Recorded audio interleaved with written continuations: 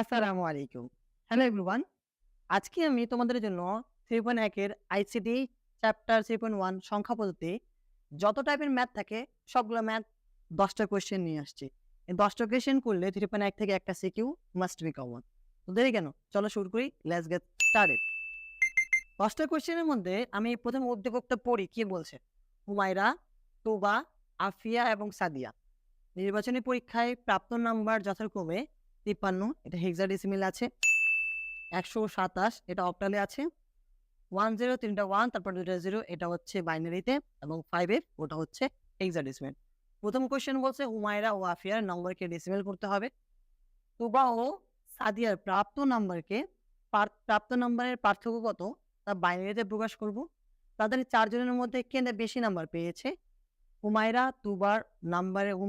ও তুবার নাম্বারকে বাইনারিতে প্রকাশ করো। সাদিয়া প্রাপ্ত নম্বর ডেসিমেল নিয়ে তারপর অক্টাল করব। হুমায়রা ও আফিয়ার নম্বর অক্টালে রূপান্তর করে তাদের নম্বরের পার্থক্য নির্ণয় করব। তুবা ও সাদিয়ার মোট কত নম্বর পেয়েছে তা বাইনারিতে নির্ণয় করব। হুমায়রা তুবার প্রাপ্ত নম্বরের হেক্সাডেসিমেল বাইনারিতে নির্ণয় করব। যোগের মাধ্যমে হুমায়রা ও তুবার প্রাপ্ত নম্বরের পার্থক্য নির্ণয় করা সম্ভব। গাণিতিকভাবে বিশ্লেষণ করো। এটা পরীক্ষার মধ্যে আসবেই।